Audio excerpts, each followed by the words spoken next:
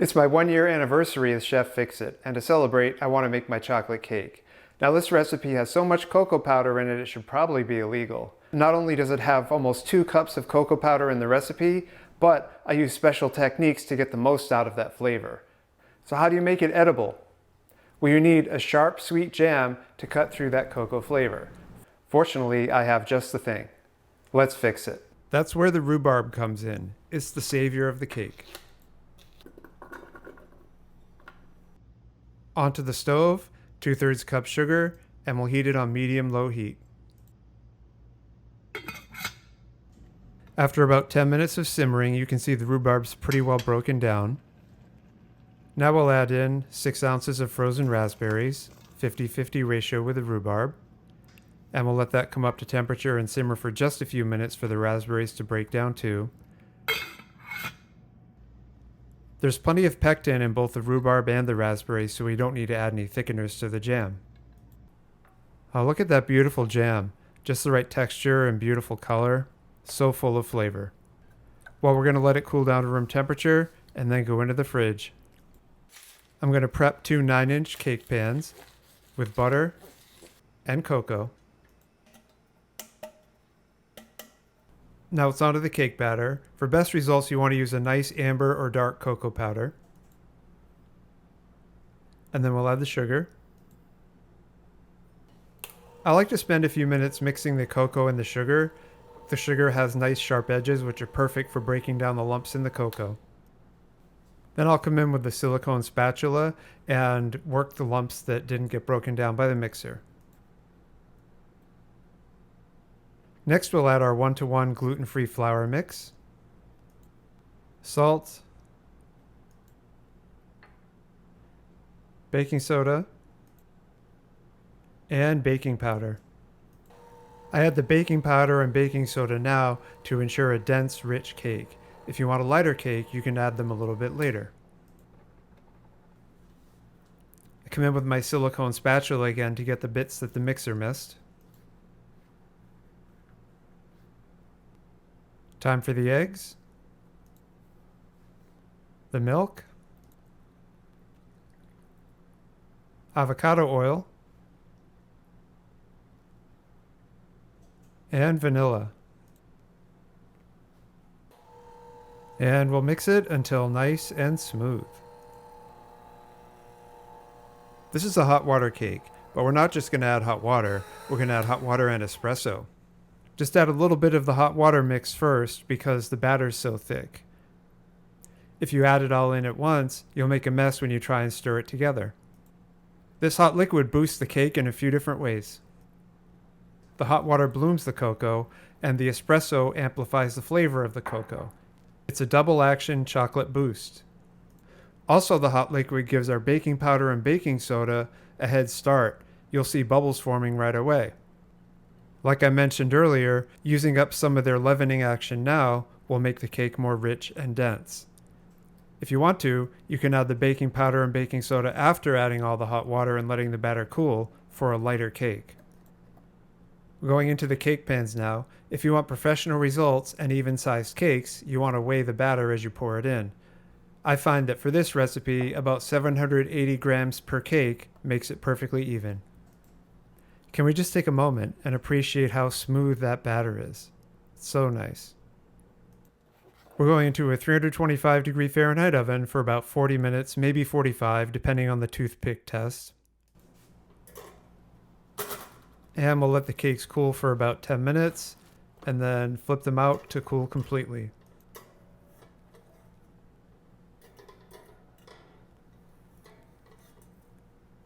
The cakes are about cooled, so let's get started on that chocolate buttercream frosting. First off, we want to melt 1 stick or half a cup of butter. So we have our melted butter and our cocoa. And we're going to mix that first to get it nice and smooth. No lumps. Now we're going to alternate adding powdered sugar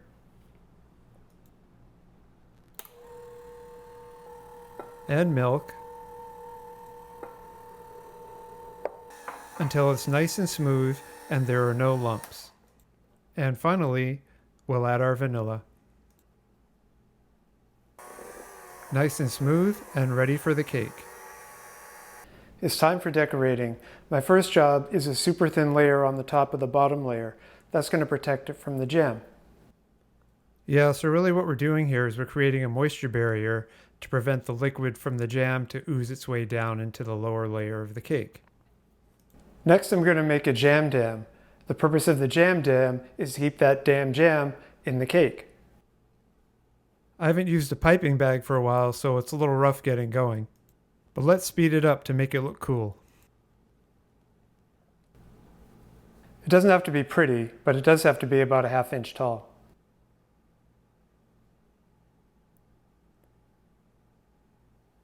That should work fine. Going to go into the fridge for a bit to let it set. So we're going into the fridge for about 20 minutes or so. It looks like the jam dam has set up nicely, so let's go ahead and put the damn jam on there. I can't believe I did that joke twice. It wasn't even funny the first time. So you might be asking, why use rhubarb at all? Why not just use raspberries? Well, raspberries bring an incredible aroma and flavor, but they don't have enough muscle to cut through heavy chocolate buttercream. That's why we add rhubarb. Its aggressive oxalic acid acts as a flavor anchor, piercing right through the dense cocoa fat so the cake never tastes cloying. In other words, you don't get tired of it after a couple bites. The jam resets your palate, and you can enjoy the cake from the first bite to the last. We're going into the freezer this time to set the jam. Ideally, you want to freeze the jam solid so it's easier to build the cake, but I don't have time for that today. It's been about 20 minutes in the freezer. The jam has set, but not frozen. Let's build the cake. Drop that top layer on there. That's a good cake. Very nice. Now it's all about the frosting. The buttercream has been sitting a while, so it's become a little too thick to spread easily. I think I'm just going to go for it. I could put it in the microwave for a few seconds to soften it up, but then you run the risk of getting it too soft so it won't stay put. Sometimes it looks nice when you use thicker frosting. It looks a little rustic, so let's give it a shot and see how it goes. It took me about 10 minutes to spread this frosting all the way around. You probably don't want to watch all that, do you? Well, let's speed it up then.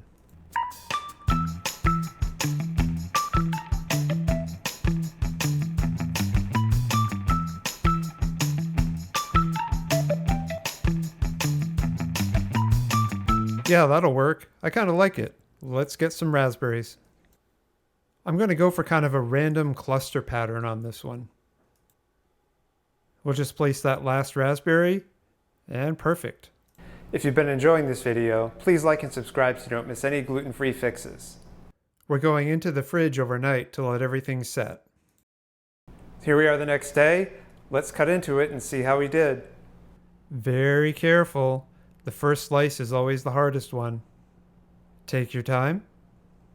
I find it best to slice this cake right out of the fridge, then let the piece of cake warm up to room temperature before eating. Oh, when you see a slice like that, it makes it all worthwhile. Take a look at the structure of this cake. It's very dense crumb, so I imagine this is going to be a super rich cake. Have a very nice layer of buttercream on top, and you can see a generous layer of jam in the middle. And a few fresh raspberries on top. Yeah, I'm really happy with this. It looks a little rustic, but sometimes rustic is better with a cake. Can't wait to dig in.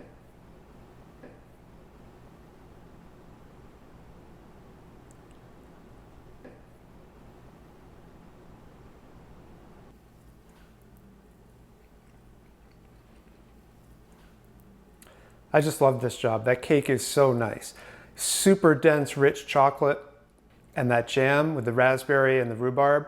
Oh, you get the raspberry first, it's a little bit acidic, and then later on, you get a little bit of a punch of a rhubarb. It kind of builds slowly. It's just really, really nice. I'd like to take a moment to thank you, my loyal viewers and subscribers. Your support means the world to me. I'm really happy to be on this journey with you, sharing my love for food and also what I think are some good ideas to help improve your cooking and baking at home. If you're in the mood for more gluten-free ideas, you could try my 4x Meyer lemon cupcakes, or maybe you want a gluten-free crepe. Both those recipes are right here. Thanks for watching.